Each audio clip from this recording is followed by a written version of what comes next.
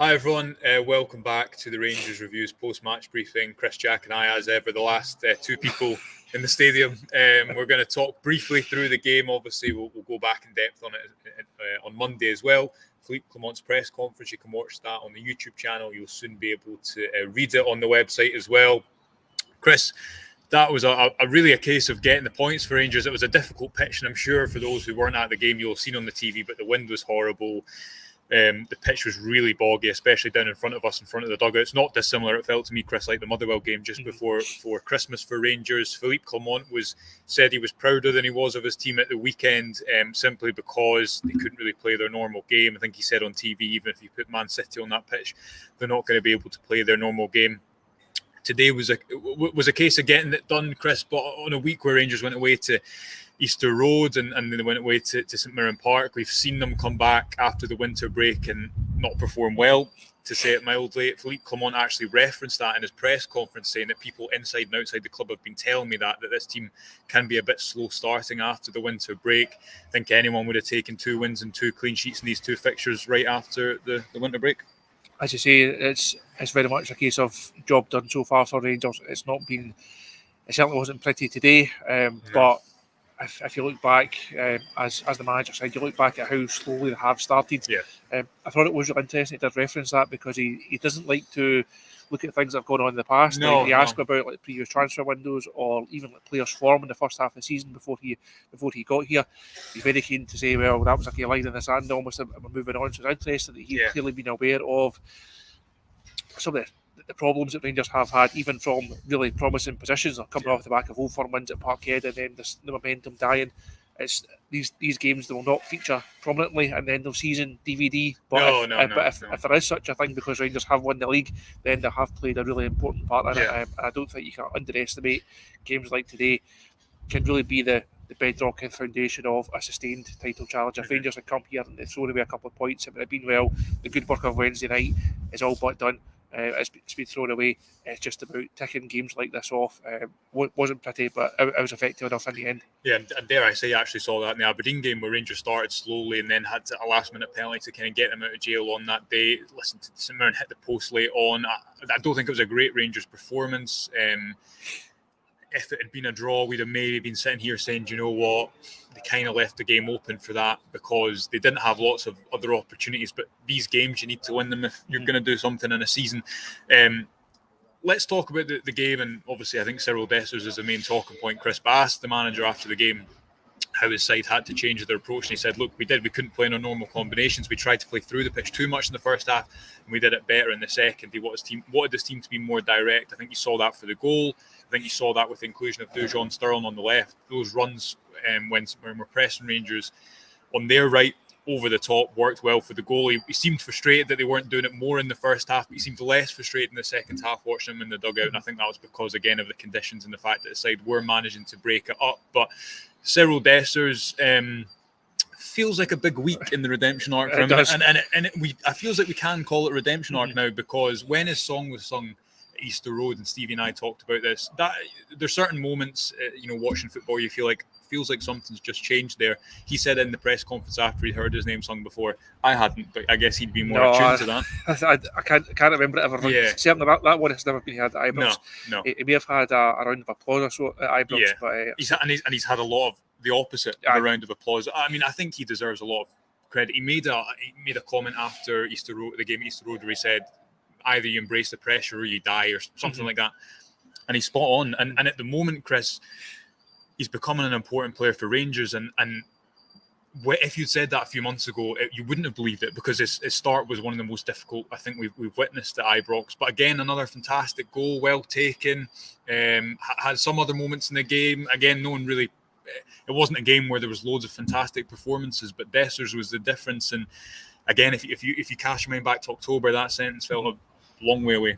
I think there's 2 things we've spoke often about Dessers over the course of the season, and we've debated his quality, we've debated his finishing, his touch, his pace, being caught offside. There's a lot of things there that can be worked on, shall we say. 2 things: his robustness. He's played a lot of games for Rangers in a short space of time, and in a season where a lot of players have fallen out. who have not been available. Like it's himself, Golson, Tav, Lundstram. They're setting a standard in terms of being able to produce and turn out the games. You also can't really fault his mentality at times. He gets knocked down. He's been criticism, but he comes back. Keeps taking chances. Comes back all the time. I think he's clearly a confidence player. I think he said himself his confidence has taken a knock at times. His confidence has been low at times. But he still turns up. He still puts himself in sometimes right positions. And this turnaround that he's had over the last few weeks has been quite incredible. Nobody saw it coming. It's a big goal today. I thought he took it really well. Again, a nice pass from John Lundstram. We were speaking earlier on the game a number of times. Lundstram, he was head up, he was looking forward, he was trying to make forward passes. Makes such a difference to that midfield, but it makes such a difference to the forward line when you think, well, Dessers might actually score here, because so many times in the first few months of the season, if he'd been in that position, he just wouldn't have taken it. So I think we're really seeing a real turnaround in Dessers, and long may it continue. No, thank you. I think you've got to give him full credit, because everyone watching this video know anyone who has any sense of what Rangers is about will understand how difficult it is to change opinion when it was as strongly against in your favour as it was with him. So, it looks like it's going to continue at the moment. John Lundstram, you speak about there. Stevie wanted to speak about him a lot after the Hibs game, and rightly so. I thought, again, another kind of battling performance for him. As Nico Raskin kind of finds his feet, and clearly not at his best yet, didn't have the best of games. It's a great pass, and we did say a few times, he does seem to be looking up more. He does seem to, I don't think his strength has ever been necessarily playing through the lines. But again, I think this style of football where it is just a bit quicker, it's a bit more direct, a bit more vertical, I think that suits his style a little bit more, as opposed to always trying to retain the ball and play sideways. And it's a fantastic pass, just as it was in midweek. It's a fantastic pass to get his head up, time it perfectly, and it ended up being the difference today. It's one of the main criticisms of Lundstram as a player, the fact it can be a bit slow, it can be quite stodgy, it can be a bit laborious in the middle of the pitch at times, and he seems to take a lot of the flack for that, playing shorter passes, playing back, dropping too deep to then try and pick it up.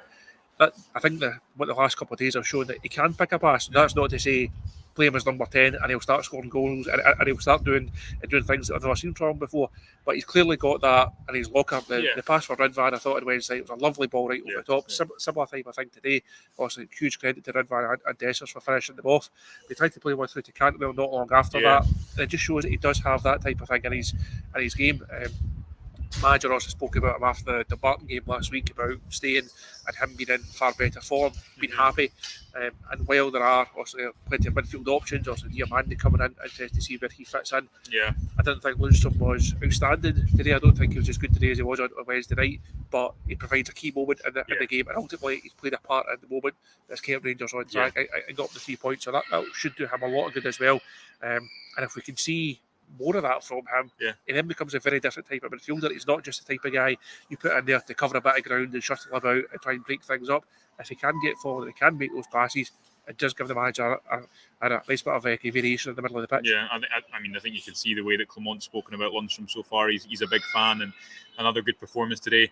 John Souttar has not had a good season, I would say, overall. I think that's fair to say. I thought at the end of last season, I think we spoke about this pre-match, the end of last season, he was starting to come on to a game a bit, and even there was a Livingston game at the start of the season, the 4-0 win Rangers had at home, where he was the man of the match, and the defender being the man of the match when your Rangers at home to Livingston tells you everything about the start of the season.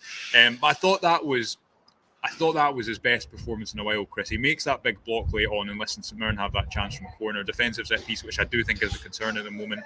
Can't say I want to watch a lot of the set pieces back and see what's actually happening, but doesn't feel an area Rangers are particularly secure. Now, I know a couple of those goals have come against in friendlies. The Old Firm concession, yes, it was from I think it was more about a poor defensive header from Sima, as Clement spoke after, about than anything else. But it doesn't feel like an area where Rangers are thriving at the moment. And I think actually before the Old Firm game, they actually had, if memory serves me correctly, quite a good record defending set pieces for a few months. So, it's maybe something to look into. But John Souttar, felt like he won a lot of his aerial duels. That block from Gogic late on is a big moment. It looks like it's between him and Balogun, but Balogun's not going to be able to play every game between now and the end of the season. They need John Souttar and he needs it to go to the Euros with Scotland as well. Fair shout, he might have been Rangers man of the match today.